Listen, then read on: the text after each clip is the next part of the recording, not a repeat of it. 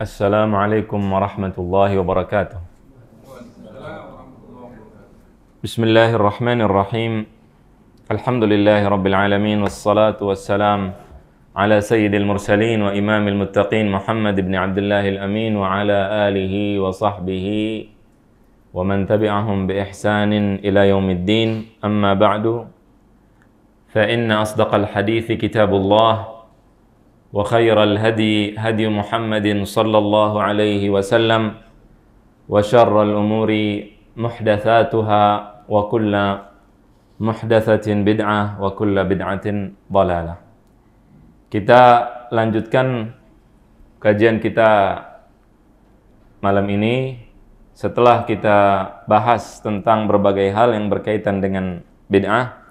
Dari mulai artinya secara bahasa, kemudian artinya secara istilah, kemudian pembagian bid'ah dan dalil-dalil yang membagi serta dalil-dalil yang melarang membagi, kemudian juga bid'ah menurut salafus saleh dan seterusnya.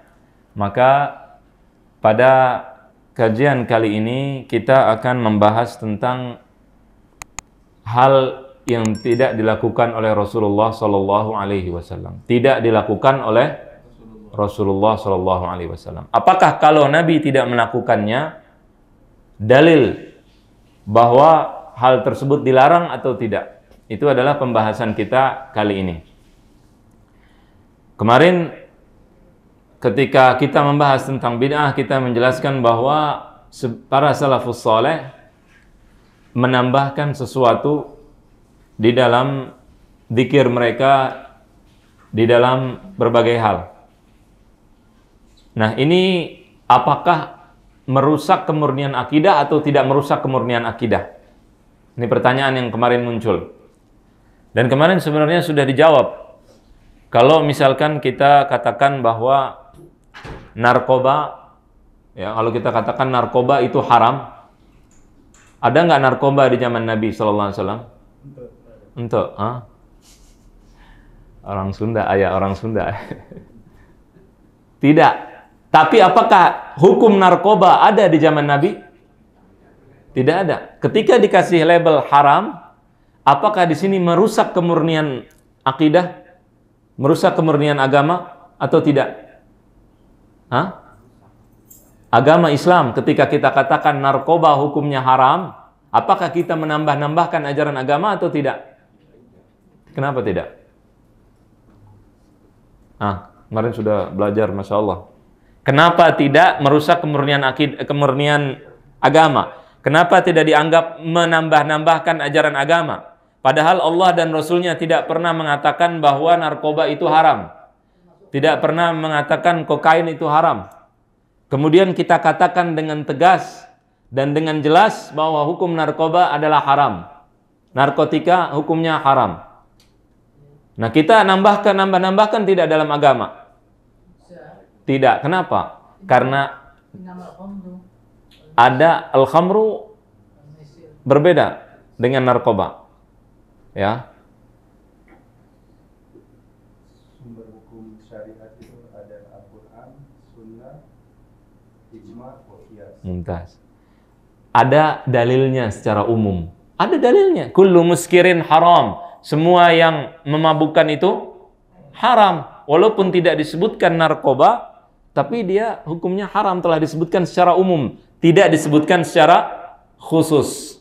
Begitu juga para ulama, tidak ada yang mau menambah-nambahkan dalam agama. Dan semua ulama, baik yang mengatakan ada bid'ah hasanah dan tidak ada bid'ah hasanah, semuanya tidak ada yang mau menambah-nambahkan ajaran agama. Dan mereka yang mengatakan ada bid'ah baik dalam agama, mereka berdalil dengan dalil-dalil yang umum. Sehingga mereka tidak menambah-nambahkan ajaran agama pada hakikatnya.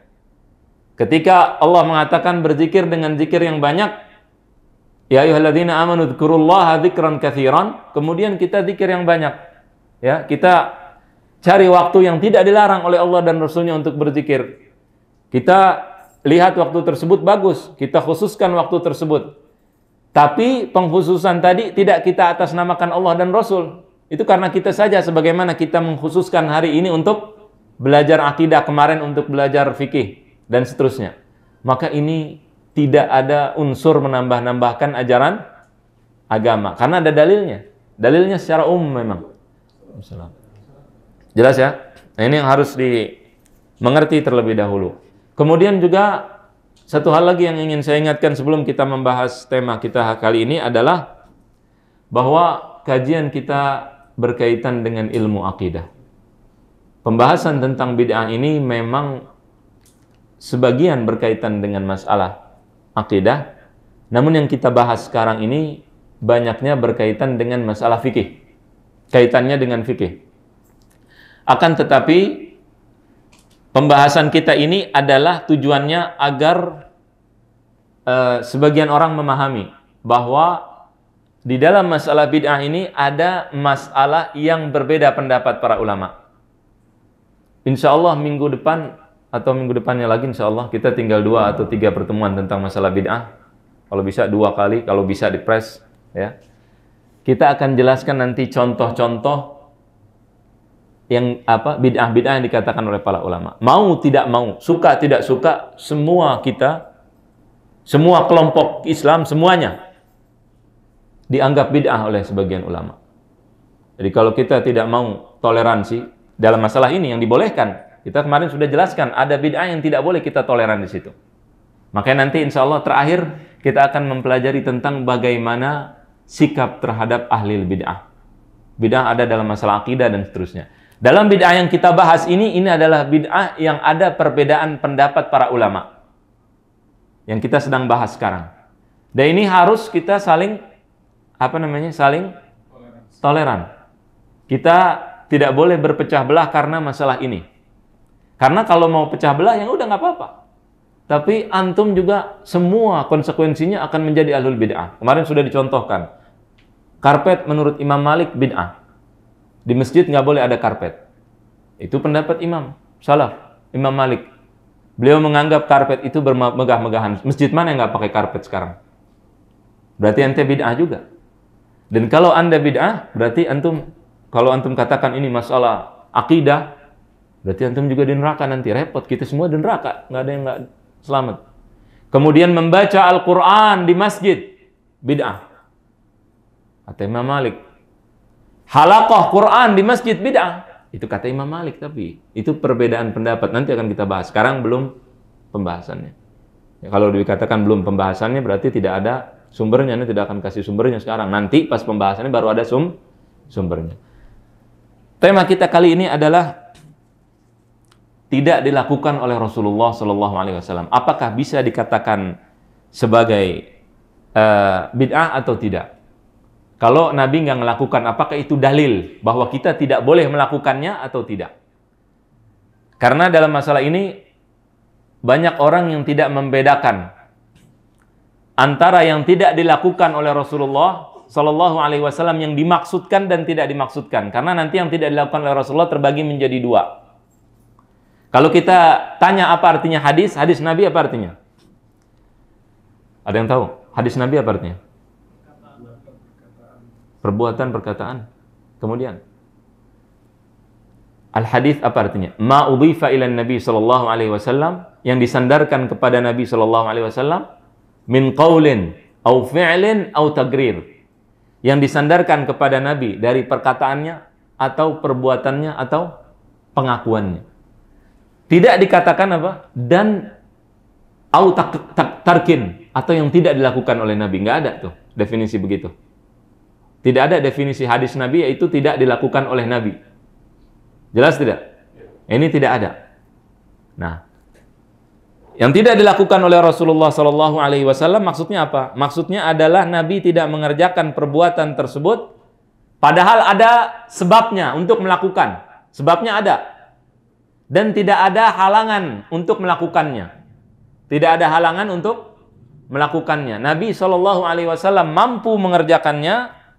Kemudian Nabi Shallallahu Alaihi Wasallam tidak melakukannya, tidak ada halangan untuk melakukannya dan tidak ada larangan syariat untuk melakukannya. Tapi Nabi nggak melakukan.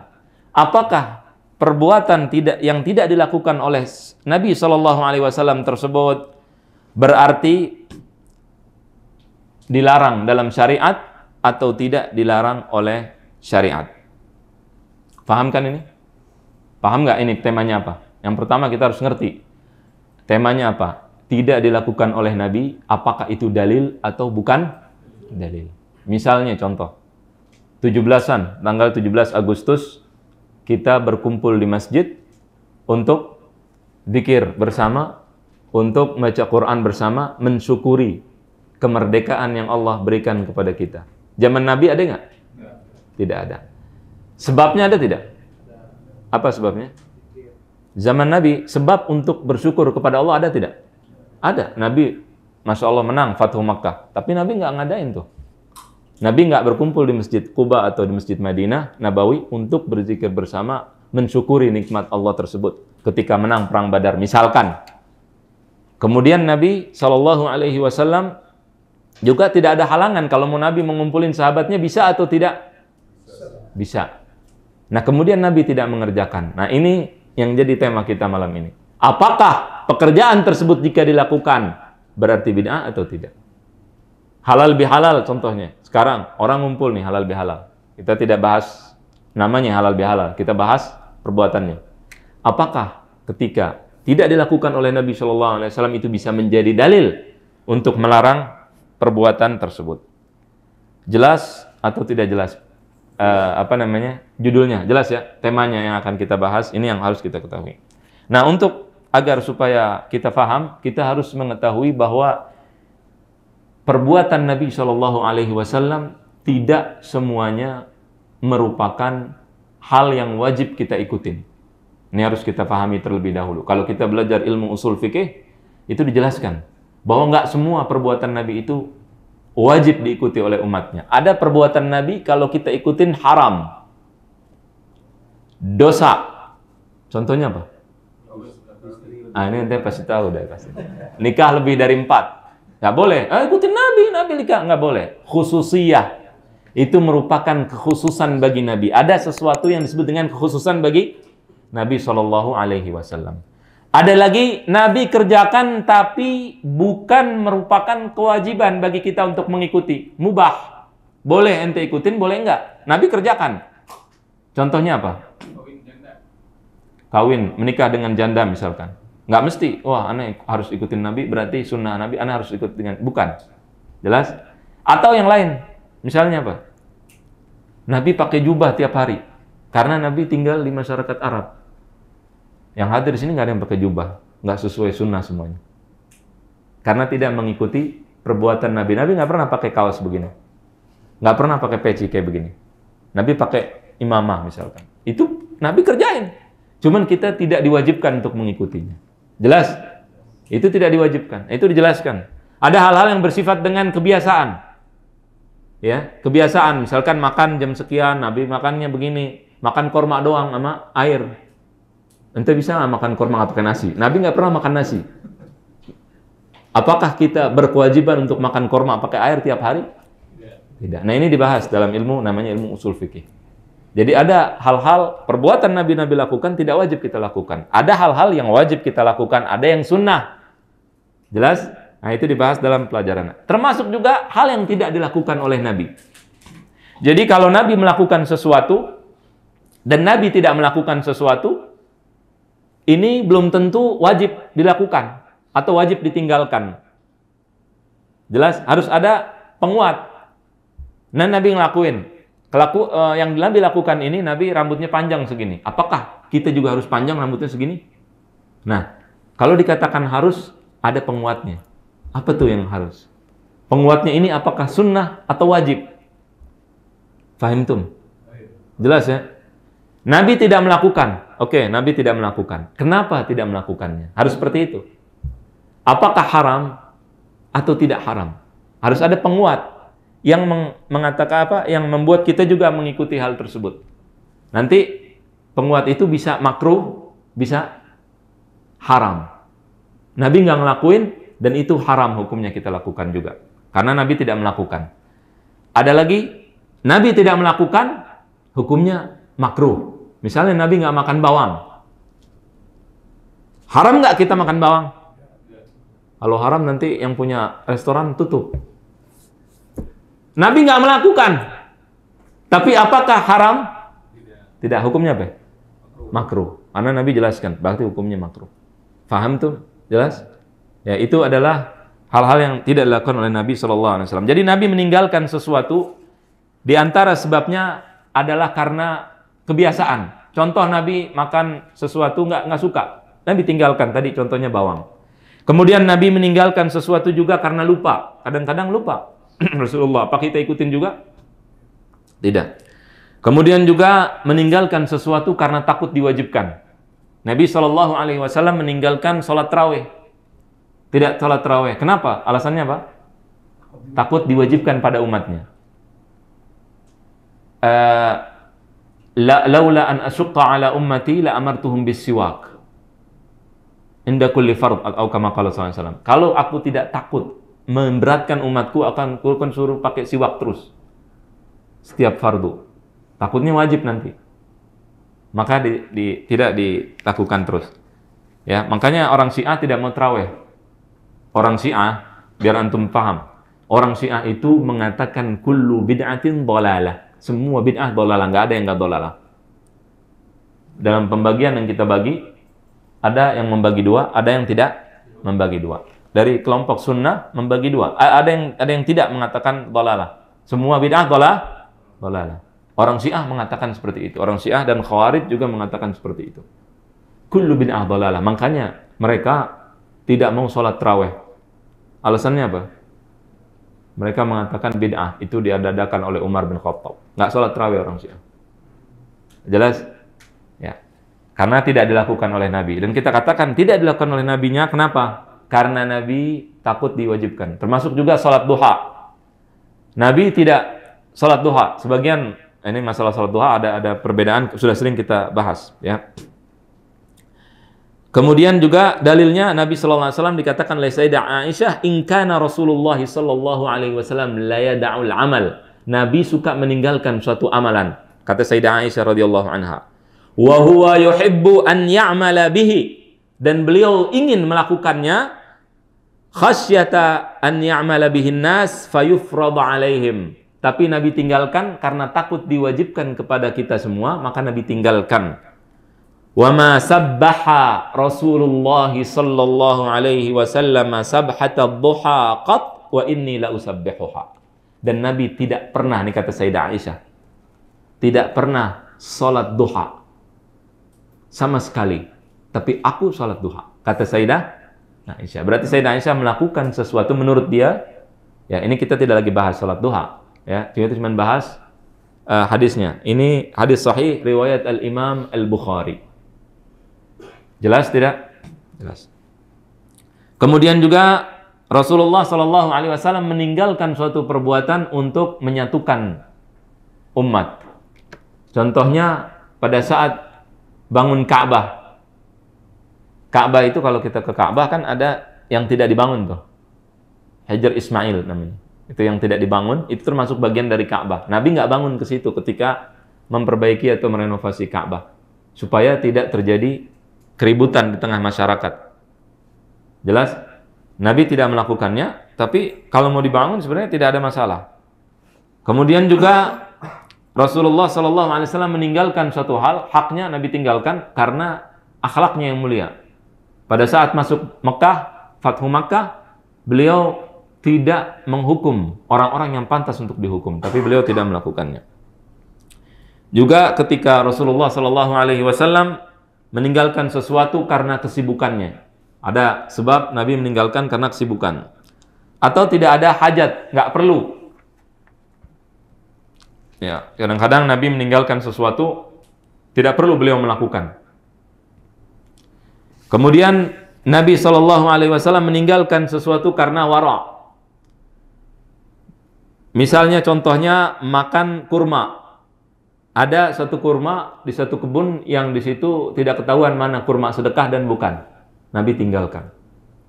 Jelas. Kalau kita nggak tinggalkan, boleh kan kita banyakkan yang bukan sedekah. Misalnya ada 1000 pohon kurma. Ada satu yang disedekahkan wakaf pasti itu. Cuman kita nggak tahu yang mana, lupa. Nabi nggak makan tuh. Nah kalau antum boleh nggak makan? Boleh, kalau mau ikutin Nabi boleh juga. Jelas tidak? Nah, kemudian juga meninggalkan sesuatu karena meninggalkan saja. Jadi tidak ada alasan apa-apa, meninggalkan saja. Nabi pernah dulu ketika berkhutbah di atas dahan pohon. Kemudian para sahabat bilang, "Ya Rasulullah, kenapa tidak tidak melakukan atau tidak dirubah dengan mimbar?" Ya, dirubah dengan mimbar. Kata Nabi, "Ya udah nggak apa-apa." Jadi Nabi tidak pakai mimbar dari awal, ya karena nggak ada masalah, nggak pengen pakai mimbar aja. Jadi itu adalah jenis-jenis daripada hal-hal yang ditinggalkan oleh Rasul Shallallahu Alaihi Wasallam. Nah, kemudian sebagian orang mengatakan bahwa kalau Nabi tidak melakukannya, ya, tapi Nabi tidak mampu melakukannya, itu bukan bid'ah. Pernah dengar nggak? Misalnya kita ke Masjidil Haram pakai pesawat. Nabi mampu nggak pakai pesawat zamannya pada saat itu? Nggak mampu. Kenapa? Nggak ada pesawat zaman dulu. Berarti bukan bid'ah. Katanya gitu. Jadi Nabi tidak melakukan sesuatu, katanya, sebagian orang mengatakan kaidahnya 3. Kalau Nabi tidak mampu melakukannya, ya bukan bid'ah. Kalau mampu, kemudian ada sebabnya, dan tidak ada halangan untuk melakukannya, dan ente lakukan, itu bid'ah. Kata sebagian orang. Nah, ini salah. Nabi mampu melakukan, ada sebab untuk melakukan, tidak ada halangan untuk melakukan, belum tentu bid'ah. Contohnya apa? Kemarin sudah dijelaskan. Ada dalilnya. Ada yang tahu? Jangan bilang kurang pas. Enggak bagus, cuman yang lebih mengena. Bukan, handphone nanti sarana dibilangnya. Ya kan? Sahabat Nabi baca qul huwallahu ahad. Nabi mampu nggak baca qul huwallahu ahad setiap habis sholat? Mampu. Kemudian sebabnya ada nggak? Sahabat ketika ditanya, kenapa engkau lakukan itu terus, baca terus? Sahabat bilang apa? Karena mencintai qul huwallahu ahad. Kira-kira Nabi cinta nggak sama qul huwallahu ahad? Cinta. Berarti sebabnya ada. Ada nggak hal yang mencegah Nabi untuk membaca terus qul huwallahu ahad? Ada nggak? Misalnya Nabi nggak bisa baca qul huwallahu ahad, bisa nggak Nabi baca? Bisa. Tidak ada halangan. Maka Nabi SAW bisa melakukannya. Mampu melakukan, tapi Nabi nggak ngelakuin.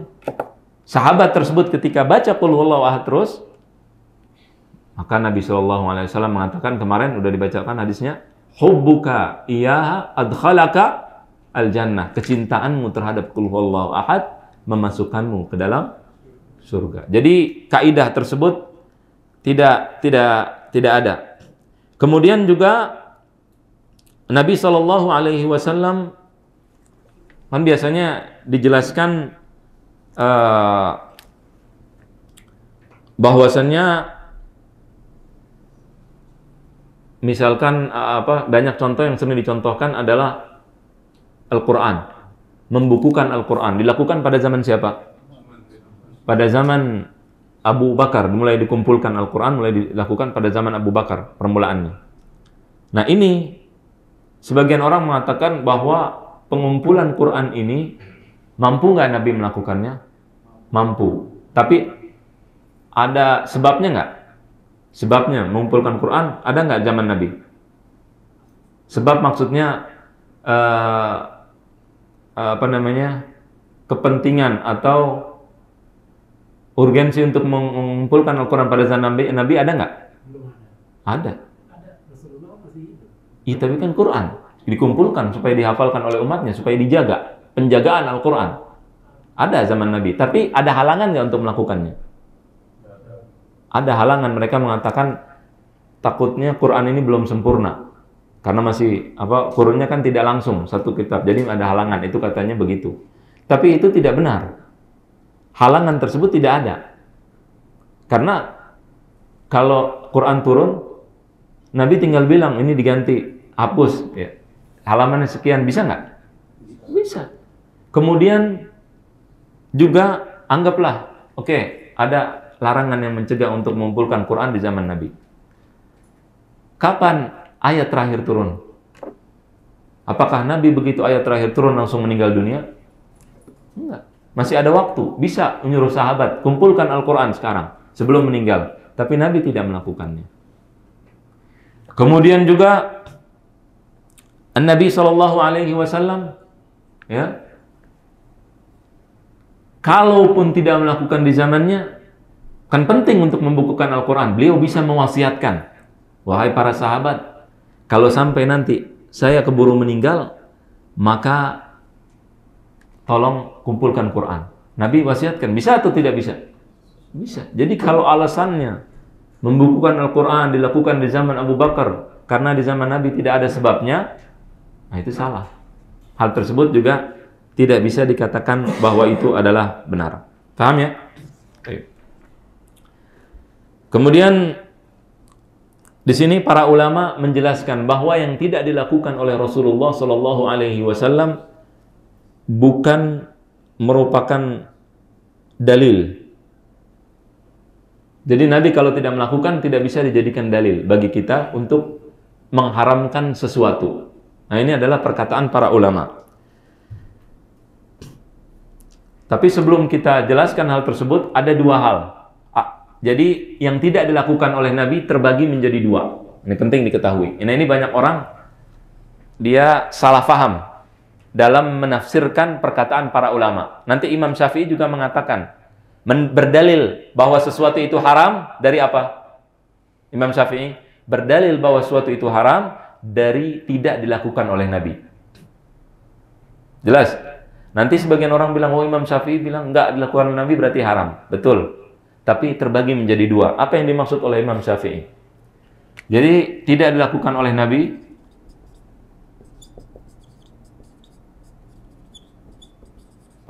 Sallallahu Alaihi Wasallam, ya,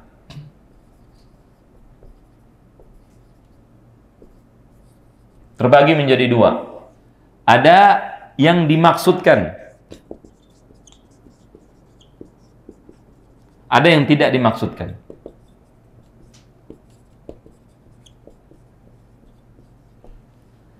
Yang dimaksudkan, kalau di Rasulullah sengaja meninggalkan sesuatu dan tidak melakukannya, kemudian kita lakukan, bid'ah. Hukumnya apa? Bid'ah apa? Hasanah? Bid'ah dhalalah, sesat. Ini perkataan para ulama. Contohnya, pada saat sholat Id, Idul Adha, Idul Fitri, ada nggak azan? Kan sholat. Biar kalau sholat 5 waktu ada azan nggak? Untuk manggil orang? Ada. Sholat Id, Nabi sholat, pakai azan nggak? Enggak. Terus bisa nggak orang bilang, oh pakai azan bid'ah hasanah, kan bagus azan, boleh nggak? Kenapa? Karena Nabi sengaja meninggalkannya. Tahu dari mana bahwa Nabi sengaja meninggalkannya? Karena para ulama menjelaskan, ada kaidah mengatakan as-sukut fi maqamil bayan yufidul hasar. Kalau Nabi diam tidak menjelaskan sesuatu yang pada harusnya Nabi menjelaskan, maka itu menunjukkan bahwa sesuatu itu begitu. Jadi kalau memang azan itu sunnah, Nabi akan jelaskan. Harusnya azan nih, gitu kan? Atau Nabi suruh azan. Jelas atau tidak? Salat khutbah Idul Fitri, Idul Adha, yang mana didahulukan? Apakah salatnya atau khutbahnya? Salat. Hah? Khutbah.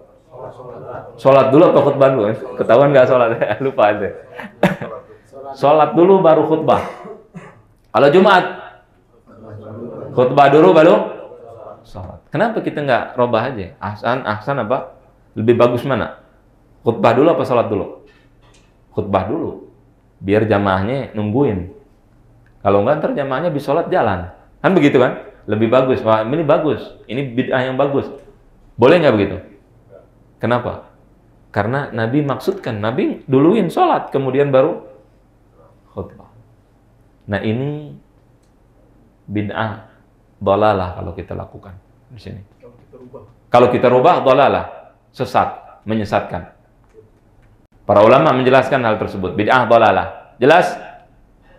Kalau yang ini tidak dimaksud, ketika tidak dimaksud, maka Nabi tidak lakukan bukanlah dalil pengharaman. Jelas? Sebagian orang kadang-kadang mencampur adukan, dia nggak terlalu paham. Ada sebagian misalkan masalah qiyas, tidak boleh qiyas dalam ibadah. Yang pertama kali mengatakan qiyas adalah iblis. Ana khairum minhu, khalaqtani min nar wa khalaqtahu min tin. Saya lebih baik daripada Adam. Engkau menciptakan aku dari api dan Adam itu dari tanah. Berarti aku lebih baik. Api lebih baik dari tanah. Berarti yang mengkiaskan seperti iblis. Qiyas itu bid'ah dan sebagainya. Dia mencampur adukan. Nanti kalau mau juga kita bahas qiyas, insyaallah minggu-minggu berikutnya. Itu mencampur adukan. Qiyas yang dimaksud oleh para ulama di dalam ibadah boleh nggak qiyas? Bid'ah bukan? Tergantung, ada pembagiannya. Kalau dalam ibadah yang bisa namanya ada ibadah maqulatul makna, ibadah yang bisa dipahami tujuannya. Para ulama mengkias. Nggak ada dari Nabi, nggak ada. Dikiaskan. Dan dikatakan hukumnya begini. Padahal Nabi nggak bilang. Apakah itu merubah kemurnian agama? Jawabannya tidak. Contohnya apa? Sholat. Antum tidak bisa berdiri. Sakit. Bagaimana duduk sholatnya? Nabi suruh duduk. Kenapa Nabi suruh duduk? Kita mikir dong. Apa alasannya? Nggak bisa. Dia nggak mampu. Nah sekarang ada orang nggak bisa duduk. Gimana cara sholatnya? Hah? Tidur. Tidur nggak bisa miring. Tidur, dia cuma bisa gerak matanya. Gimana sholatnya? Hah? Pakai mata. Betul tidak? Dalilnya apa? Nah, dalilnya Nabi bilang dari mana suruh pakai mata? Ulama mengkiaskan. Karena apa? Karena dilihat. Karena Nabi bilang, kalau nggak bisa diri, duduk. Oke, ini dalam ibadah, dalam sholat. Nggak bisa duduk gimana? Berbaring. Nggak bisa berbaring, lemah. Dalam keadaan dia bisa kan gitu kan? Nah dalam keadaan dia bisa itu nggak dikatakan oleh Nabi harus nanti kalau nggak bisa begini mata kedap-kedipin, nggak ada tuh. Itu ulama ngarang sendiri ulama ya. Ngarang sendiri, nambah-nambahkan urusan agama. Nggak ada dalilnya. Tidak seperti itu. Nah jadi orang kalau ketika mengeneralisasi atau dia mengumumkan, oh pokoknya qiyas dalam ibadah bid'ah sesat itu seperti iblis. Iya dia kurang belajar atau dia tidak paham ulama. Jadi ulama mengkiaskan dalam ibadah, iya dalam ibadah, dalam ritual. Tapi bukan menambah-nambahkan agama. Agama sempurna, semua ulama sepakat ulama sempurna. Karena tidak ada dalil untuk berijtihad kita atau tidak ada alasan untuk ijtihad. Bahwasannya agama ini sudah belum sempurna atau sudah sempurna. Allah yang bilang al-yauma akmaltu lakum dinakum. Penambahan yang dilakukan oleh para ulama atau pengurangan yang dilakukan oleh para ulama atau perubahan yang dilakukan oleh para ulama. 3 kata tadi. Penambahan, pengurangan, perubahan. Ini ente harus paham ya, jangan salah paham nanti. Ini kalau kita jelaskan contoh-contohnya seperti yang tadi dicontohkan. Tidak ada penambahan dalam agama. Jelas? Karena intinya apa? Ada dalilnya. Artinya rukhsah, namanya orang sakit, nggak bisa berdiri, boleh sholat seperti apapun juga, nggak masalah. Apakah itu merubah agama? Hah? Merubah? Tidak ada perubahan dalam agama di sini. Dalilnya umum. Jelas? Baik. Jadi para ulama menjelaskan. Al-Imam Abu Bakar Al-Jassas Al-Hanafi mengatakan bahwasannya annahu laisa fi zahiril fi'li dalalatun ala hukmihi fi nafsihi. Sesungguhnya perbuatan Nabi tidak menjelaskan hukumnya dengan perbuatan tersebut. Jadi nggak ada hukum dari perbuatan Nabi. Bisa jadi perbuatan Nabi tadi seperti yang Anda contohkan tadi. Ada perbuatan Nabi yang apa? Belum tentu wajib, belum tentu sunnah. Bisa jadi mubah. Nabi perbuatannya bisa mubah, mau makan apa terserah. Sekarang kita ada es kelapa. Nabi nggak pernah minum es kelapa. Apakah nanti haram, bid'ah makan es kelapa? Tidak. Jelas tidak? Baik. Kama annahu laisa fi zahirit tarki dalalatun ala hukmihi fi nafsihi. Jadi Nabi yang Nabi tinggalkan itu tidak ada hukum di dalam peninggalan tersebut, tidak ada hukum. Nggak bisa kita kesimpulkan hukum, oh Nabi nggak kerjakan berarti bid'ah, tidak bisa. Harus ada dalil lainnya. Jelas? Kemudian juga di antara yang mengatakan adalah Imam Ibnu Qudamah ketika menjelaskan tentang tansyif setelah wudu. Kalau kita habis wudu ambil apa? Handuk atau ambil tisu, kemudian kita keringkan. Kata Imam Ibnu Qudamah, wala ba'sa bitansyifi a'dha'ihi bil mindil min balalil wudu'i wal ghusl. Enggak masalah. Kalau antum setelah mandi atau setelah berwudu, kita mengeringkan badan kita, tidak ada masalah. Kenapa? Beliau meriwayatkan dari Imam Ahmad, la ba'sa bitansyif ba'dal wudu. Ya. Wa mimman ruwiya anhu akhdhul mindili ba'dal wudu Utsman wal Hasan ibnu Ali wa Anas. Di antara sahabat yang melakukannya, yaitu mengeringkan badan mereka setelah berwudu adalah Utsman bin Affan, kemudian Al-Hasan ibnu Ali ibnu Abi Thalib, wa Anas. Wa katsirun min ahli ilmi, dan banyak para ulama melakukannya. Wa naha anhu Jabir bin Abdullah wa karihahu Abdurrahman ibnu Mahdi wa jama'atun ahli ilm. Tapi dilarang oleh sebagian ulama. Di bagian sahabat melarang, diantaranya Jabir bin Abdullah, Abdullah bin Mahdi, dan juga sebagian ahlul ilm. Kenapa? Karena Maimunah rawat. Karena Maimunah istri Nabi meriwayatkan anna Nabi sallallahu alaihi wasallam ightasala fa atathu bil mindil falam yuridha. Nabi setelah mandi diberikan tisu oleh Maimunah, kemudian Nabi tidak mau. Jelas? Nah, wa ja'ala yanfudul ma'a bi yadihi. Nabi mengeringkan dengan tangannya saja. Baik. Sekarang ente semua kalau habis mandi pakai handuk enggak? Menyelisihi Nabi atau tidak menyelisihi? Menyelisihi. Menyelisihi dalam agama atau dalam kebiasaan. Terserah ente mau pakai boleh, nggak pakai boleh. Nah, kalau kita katakan dalam agama, bid'ah. Menyelisihi Nabi. Di dalam agama, yang bedakan antara bid'ah dengan bukan bid'ah kemarin apa? Udah menjelaskan, satu kata doang. Barusan disebut. Menyelisihi Nabi. Bas. Itu bid'ah. Menyelisihi Rasulullah bid'ah dhalalah. Tapi menyelisihi apa? Dalam agama, dalam syariatnya. Kalau selain itu tidak. Jadi ini kan kalau adat Nabi, kita nggak seperti Nabi nggak masalah. Ya. Nabi tidurnya misalkan jam sekian, kita tidur ini nggak masalah selama tidak ada ajaran Nabi yang tidak kita selisihi. Itu intinya. Fahimtum? Jelas ya? Baik. Kemudian juga banyak diantara juga Al-Imam Ibnu Hajar Al-Asqalani, beliau menjelaskan li'anna mujarradat tarki la yadullu ala naskhil jawaz. Karena ini ketika beliau menjelaskan sebuah hukum, maka Imam Ibnu Hajar mengatakan karena meninggalkan, hanya sekedar meninggalkannya saja, kalau Nabi meninggalkan sesuatu, maka itu tidak menunjukkan bahwa itu menghapus hukum keboleh. Nggak menghapus. Nabi nggak kerjain, berarti nggak boleh. Tidak seperti itu. Kata siapa ini? Ibnu Hajar dalam Fathul Bari, Syarah Sahih Al-Bukhari. Wa adamul fi'li la yadullu 'ala al-man'i bal yadullu 'ala anna tarkahu arjah min fi'lihi. Kalau Nabi tidak melakukan, kata Ibnu Hajar Al-Asqalani, beliau mengatakan itu tidak menunjukkan bahwa itu dilarang, akan tetapi yang beliau tidak lakukan itu artinya lebih kuat dari yang beliau lakukan. Selesai, kata Ibnu Hajar Al-Asqalani. Kemudian juga Ibnu Battal mengatakan wa dalla dzalika ala anna fi'la Rasulillah sallallahu alaihi wasallam idza tajarrada 'anil qara'in wa kadza tarkuhu wa kadza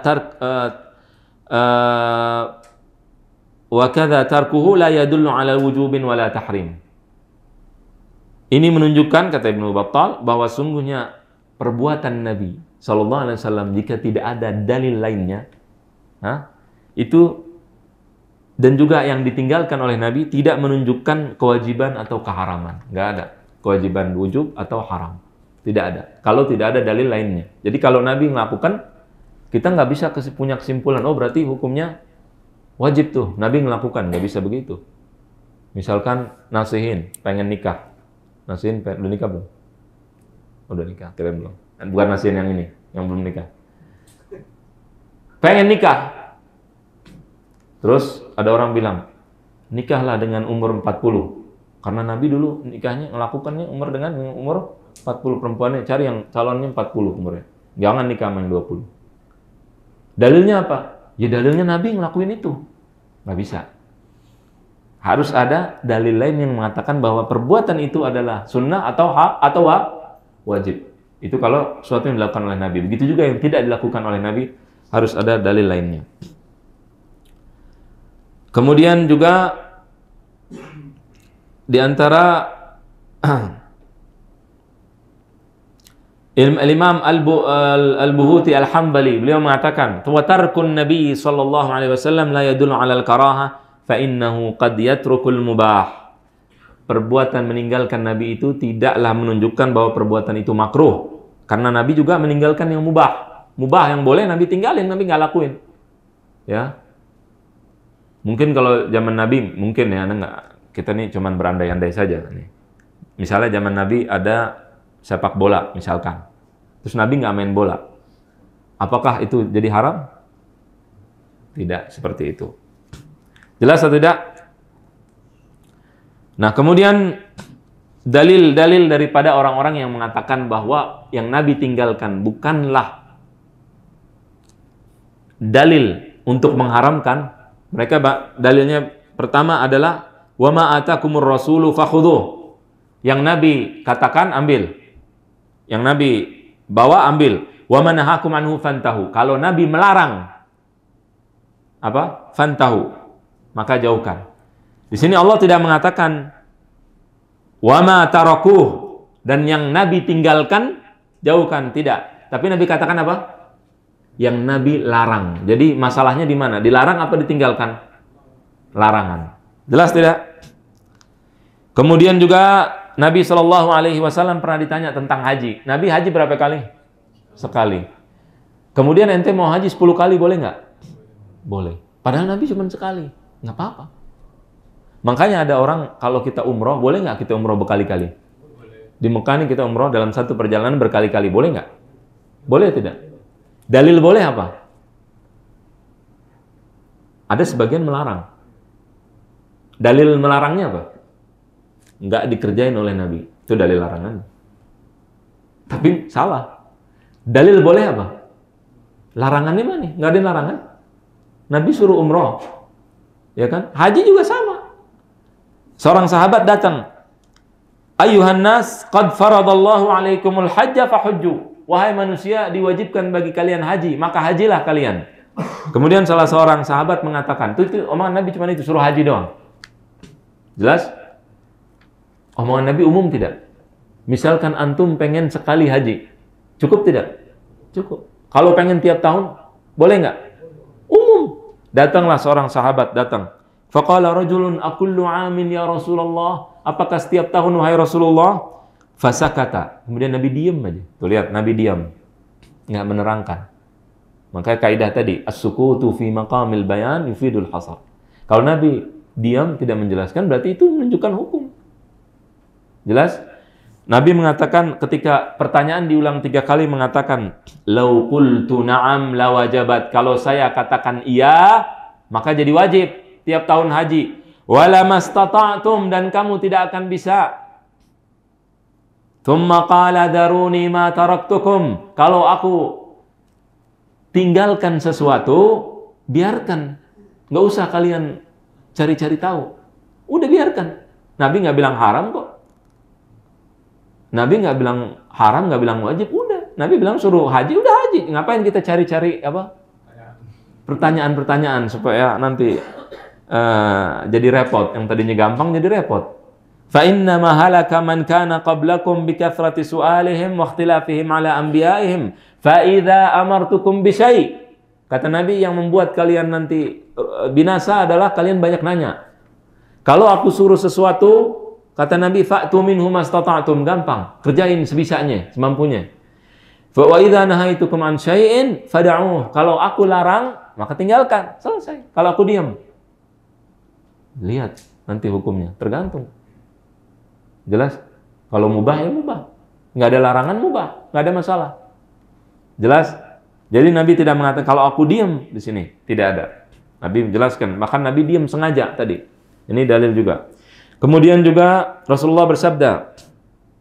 Tadi dalilnya riwayat Muslim, ya. Tadi dari hadis tadi riwayat Muslim, Imam Muslim. Kemudian Rasulullah mengatakan wa taraka asya'a min ghairi nisyanin min rabbikum. Ya, Rasulullah mengatakan innallaha hadda hududan fala ta'taduha.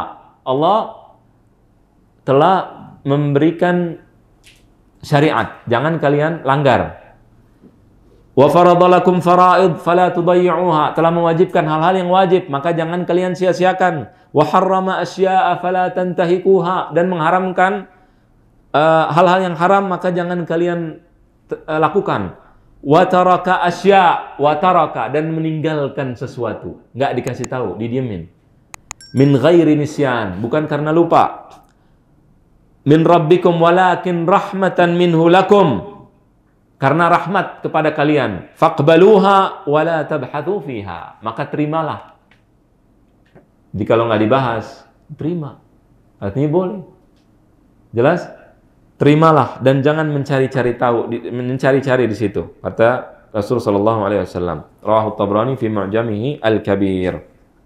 Juga riwayat Imam Al-Baihaqi. Juga diriwayatkan oleh Imam Al-Hakim.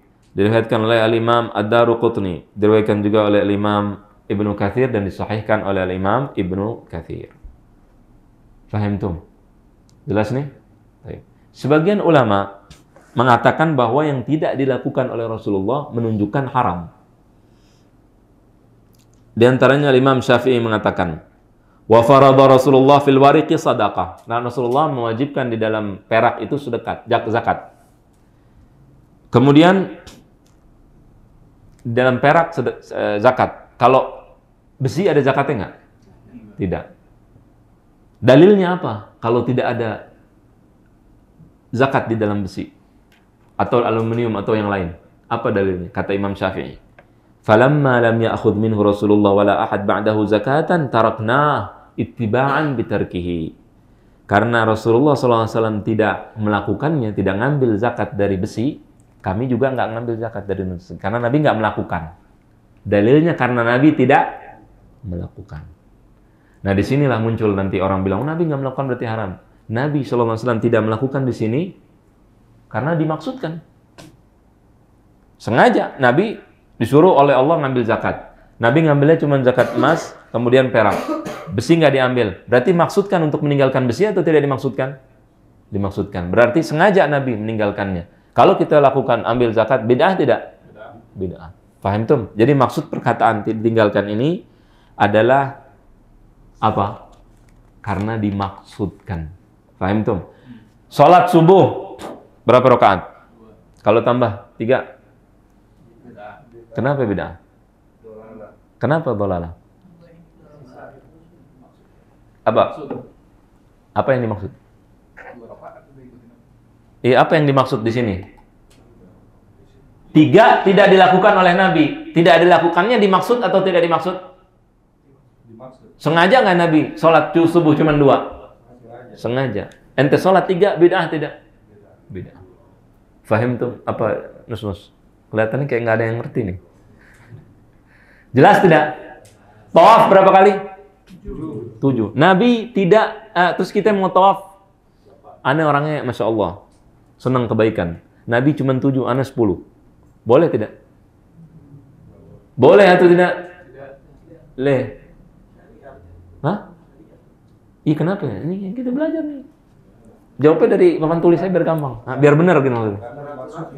Karena Nabi sengaja memaksudkan meninggalkan tawaf di atas 7, dimaksudkan Nabi tidak lakukan di atas 7, kenapa? Bermaksud, sengaja, berkali-kali tawaf cuma 7. Sunnah Nabi 7, ente mau tambah, bid'ah. Dhalalah. Faham tuh? Nabi SAW puasa Ramadan, wajib nggak? Wajib. Terus ente wajibkan puasa Muharram, bid'ah tidak? Nabi nggak wajibkan, ente wajibkan, bid'ah? Kenapa? Nabi tidak melakukan apa? Kewajiban puasa di bulan Muharram, tapi ente lakukan. Dan itu dimaksud, sengaja. Nabi maksudkan itu. Jelas? Maka itu bid'ah. Fahimtum? Kemudian juga Ada lagi perkataan-perkataan dari para ulama juga yang menjelaskan bahwasannya perkataan para ulama biasanya yang dipakai untuk mengharamkan bid'ah hasanah atau bid'ah secara bahasa. Bid'ah hasanah sama bid'ah bahasa sama nggak? Ya, Sama aja. Bid'ah hasanah bid'ah yang baik. Bid'ah secara bahasa artinya bid'ah secara bahasa. Secara bahasa bid'ah apa artinya? Tidak pernah dicontohkan oleh Nabi SAW. Sayyidina Umar kan bilang sholat tarawih bid'ah. Bid'ahnya apa? Waktunya dirubah. Jelas? Kata sebagian orang itu adalah bid'ah secara bahasa. Kenapa bid'ah secara bahasa? Nah ini orang sering salah paham, asal ngomong dia. Bid'ah secara bahasa, tapi nggak paham. Bid'ah secara bahasa, ini udah sering Anda jelaskan lagi. Karena kalau nggak paham ini nggak paham semua. Bid'ah secara bahasa di sini, ini orang banyak bilang bid'ah secara bahasa. Dia nggak ngerti maksudnya apa. Bid'ah secara bahasa artinya Sayyidina Umar melakukan sesuatu yang tidak dicontohkan oleh Nabi. Sebagian orang bilang itu bid'ah secara bahasa karena ada asalnya dari Nabi. Iya, asalnya ada. Memang Sayyidina Umar ngarang-ngarang sendiri agamanya. Beliau ikutin Nabi. Ada asalnya. Tapi beliau melakukan yang tidak dicontohkan. Apa yang tidak dicontohkan? Bentuk sholatnya. 20 rakaat, kemudian dilakukan di awal ba'da isya. Tadinya habis tahajud waktunya. Sayyidina Umar ngumpulkan orang juga, ngumpulkan pakai imam. Pokoknya bentuknya berubah. Tidak seperti yang Nabi SAW. Tapi tidak ada larangan. Sholat boleh nggak? Boleh. Waktunya boleh nggak? Rakaatnya boleh nggak? Tidak ada. Tidak menyelisihi sunnah Nabi. Nggak ada penyelisihan. Penyelisihannya di mana? Nggak ada. Maka boleh. Tidak ada masalah. Maka beliau mengatakan ini adalah sebaik-baik bid'ah. Nah inilah bid'ah secara bahasa. Jadi kalau mau bilang bid'ah secara bahasa, itu harus tidak dicontohkan oleh Nabi dulu. Itu baru sesuai bahasa. Jelas tidak? Ya udah. Sebagian orang namanya bid'ah hasanah, sebagian bid'ah bahasa. Nggak masalah. Ya, kita mau namain yang mana saja, boleh. Jadi seperti itu. Nah, sesuatu yang sudah ada dalil umumnya, nggak ada masalah kalau kita lakukan. Karena ada dalil umum. Bukan berarti tidak ada dalilnya. Bahkan di Saudi yang aneh, bin ajaib, ini pengalaman ya di Saudi. Di daerah-daerah, di Riyadh, di mana itu kalau sholat tarawih,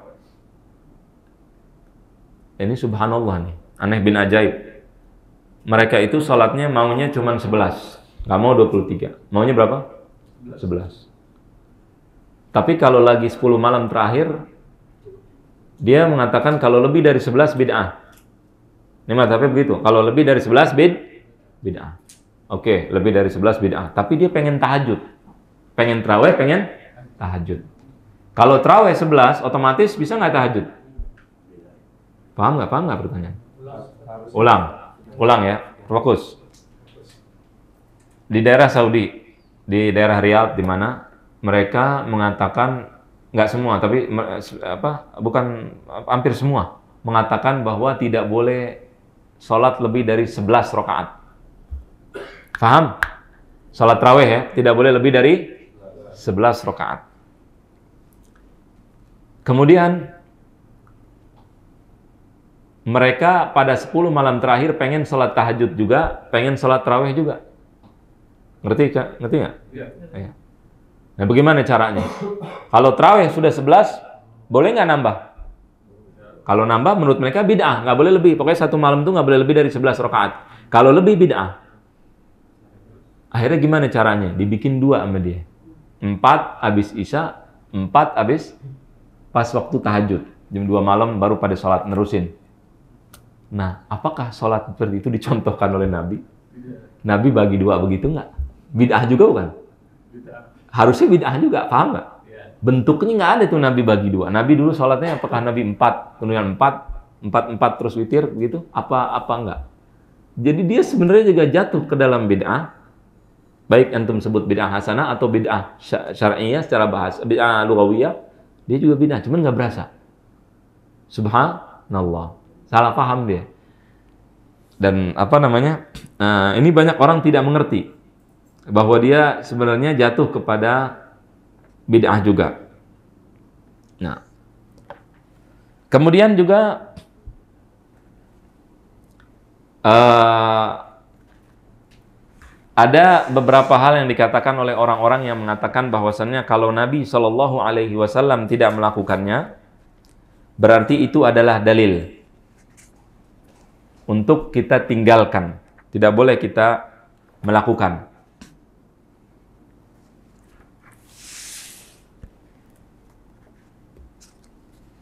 Sini disebutkan ada sebagian orang mengatakan kalau Nabi tidak melakukan, kemudian kita melakukannya, berarti kita menuduh Nabi telah menyembunyikan sesuatu dalam agama. Pernah dengar nggak begitu? Nabi menyembunyikan sesuatu di dalam agama. Maka di sini ini salah. Karena jawabannya gampang. Antum tahu nggak tafsir Quran? Tafsir Quran, apakah tafsir tersebut semua berasal dari Nabi? Nah, dari ulama tafsir. Apalagi tafsir sekarang nih, mukjizat apa? Sains. Apakah Nabi menyembunyikan?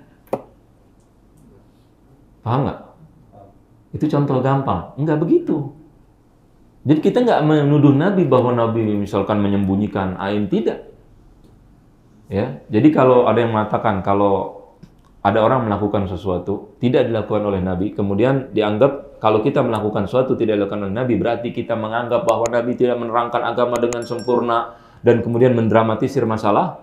Nggak begitu. Di dalam tafsir itu, kan tafsir banyak jenisnya kalau kita belajar tafsir. Ada tafsir bil ma'thur, ada tafsir bil ra'yi, ya kan? Apalagi zaman sekarang sains. Mereka yang mengatakan seperti ini juga punya penafsiran-penafsiran modern terhadap Al-Quran.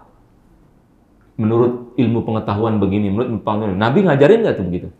Apakah Nabi, ente tuduh juga bahwa Nabi tidak menyembunyikan agama? Ente tuduh begitu nggak? Nggak, lain persoalan. Jelas? Ya, itu yang pertama. Kemudian juga ada lagi yang mengatakan kalau kita membolehkan adanya bid'ah, sesuatu yang dilakukan oleh Rasulullah SAW, kemudian kita lakukan. Tentunya yang kita maksud adalah yang tidak dimaksud oleh Nabi, ya. Kita misalkan berkumpul baca Quran bareng, kan tidak ada larangan untuk berkumpul baca Quran bareng. Bahkan ada dalilnya boleh.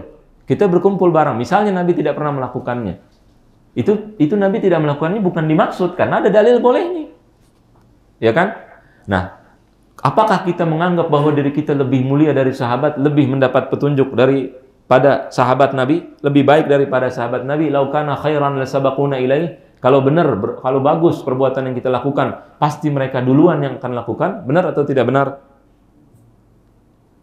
Tidak benar. Karena sejarah membuktikan ada banyak hal-hal baik yang dilakukan setelah masa Nabi. Al-Quranul Karim, kapan mulai ada apa? Iya, zaman Nabi apa setelah zaman Nabi? Mana yang bagus? Dikasih harokat apa enggak? Menurut antum deh. Kasih harokat, nggak ada harokat, kelenger nanti bacanya nggak bisa. Jelas, zaman Nabi nggak ada. Apakah berarti karena Hajjaj ibn Yusuf beliau ngasih harokat berarti dia lebih baik dari Nabi? Nggak begitu. Bukan begitu cara ente menilai. Tidak seperti itu. Paham tuh? Kita tidak seperti itu. Jadi banyak hal-hal baik terjadi, tapi bukan berarti kita lebih baik dari Nabi, enggak. Ya, itu tidak mesti. Kemudian juga sebagian orang mengatakan bahwa orang yang mengatakan ada bid'ah yang baik berarti dia sedang membuka pintu untuk merubah agama, untuk menjadi menambah hal-hal baru dalam agama, Jawabannya apa? Tidak benar hal tersebut. Para ulama yang mengharamkan bid'ah, yang mengatakan ada bid'ah hasanah, mereka adalah orang-orang yang paling keras melawan bid'ah dhalalah sayyi'ah. Para ulama yang bilang ada bid'ah hasanah dan sebagainya, mereka paling keras melawan bid'ah dhalalah tersebut. Dan juga mereka mengatakan ada bid'ah hasanah dengan dalil umum tadi seperti Anda contohkan. Ya. Sekarang apa hukumnya kita pakai ATM? ATM ada nggak zaman Nabi? Nggak ada. Pakai hukumnya gimana hukumnya? Ada nggak dalam Islam hukumnya? Ada tidak? Nggak ada. Allah nggak ngatur gitu. Ente ekonomi nggak diatur oleh Allah. Apa nggak ada? Apa ada ekonomi syariat? Minjem dari bank, haram tidak? Minjem duit pakai bunga, haram tidak? Ada nggak zaman Nabi? Minjem dari bank haram, ada nggak begitu? Tidak ada. Dipelajari ini. Akad-akad baru yang sekarang kita beli begini caranya, ini semua dipelajari. Semua ada dalilnya. Bisa dikasih tahu hukumnya apa. Dari mana tuh? Apakah Nabi pernah bilang, apa sih namanya? Dropship. Hukumnya haram, halal, ada nggak zaman Nabi? Tidak ada. Tapi kita bisa menggali hukum dari dalil yang umum. Maka orang-orang yang mengatakan ada bid'ah yang hasanah, mereka berdalil dengan dalil-dalil yang umum. Oleh karena itu, tidak ada penambahan di dalam agama. Kemudian juga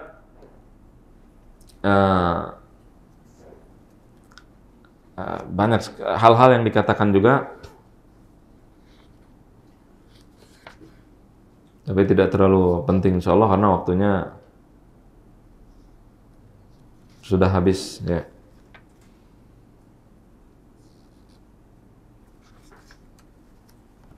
Intinya kurang lebih seperti itu ya. Jadi yang tidak dilakukan oleh Rasul SAW menurut para ulama usul, kalau kita belajar usul fikih ini sudah dijelaskan bahwa itu bukan merupakan dalil untuk mengharamkan sesuatu. Ini penting untuk kita lakukan. Nah, minggu depan insya Allah kita akan membahas tentang beberapa contoh-contoh masalah bid'ah ini. Masalah bid'ah yang kita bahas ini kemarin sudah dijelaskan bahwa ini adalah masalah bid'ah yang ada perbedaan pendapat para ulama. Dalam menentukan sesuatu dimaksudkan atau tidak dimaksudkan, kadang-kadang ada perbedaan pendapat. Maka disinilah terjadi perbedaan pendapat. Misalnya contoh, zikir jamaah. Bid'ah bukan sih? Ente bilang bid'ah, boleh. Ente bilang bukan bid'ah, boleh. Tapi pakai ilmu maksudnya, bukan main asal boleh-boleh aja. Ente bawa dalil di situ, ulama berargumen di situ. Zikir berjamaah larangannya di mana? Misalkan dia mengatakan mengganggu orang yang sholat di masjid. Nah, di sini nanti masuk babnya bid'ah karena begini. Nah, itu ada argumennya. Jelas tidak? Saling berargumen di sini. Ini masalah namanya perbedaan ijtihadiyah, khilafiyah, perbedaan pendapat. Kita harus toleran karena ini begini. Jelas? Kalau tidak mau, antum insyaallah minggu depan termasuk ahlul bid'ah, semua kita. Karena tadi udah bawa contoh, banyak contoh. Al-Imam Ibnu Taimiyah, beliau mengatakan kalau ambil golok, kalau kemarin Idul Adha, kita motong hewan, kemudian darahnya kita kita bersihin atau kita lap, bid'ah. Berarti ente kalau ada ngelap kemarin ahlul bid'ah. Jelas. Tapi itu sah, artinya perkataan itu tidak diikuti oleh ulama. Para ulama menolak hal tersebut karena ada perbedaan. Jadi nggak ada masalah. Masalah kunut, ada yang kunut tidak kunut, yang mengatakan bid'ah tidak bid'ah, nggak ada masalah. Itu tidak ada masalah. Nah, sebagian orang yang memasalahkan ini, dia menaikkan posisi perbedaan ini ke perbedaan yang lebih tinggi. Nah, ini salah kaprah dalam memahami perbedaan pendapat para ulama. Kadang-kadang ada hadis Nabi ketika mengajarkan wabi rasuli, kalau nggak salah, wabi nabi kalladzi arsal, ada kata-kata Nabi. Sahabat bacanya Rasul, Nabi larang. Karena dimaksud berarti kata-kata tersebut tidak boleh dirubah. Kalau sesuatu dimaksudkan tidak boleh dirubah. Dirubah bid'ah. Kadang-kadang kita tidak tahu dimaksud atau tidak dimaksud, dan ini yang menjadi perbedaan pendapat. Fahim tum? Sampai sini? Baik, jazakumullah khair. Wa sallallahu wasallam wa baraka ala nabiyina Muhammadin wa ala alihi wa sahbihi ajma'in. Assalamualaikum warahmatullahi wabarakatuh.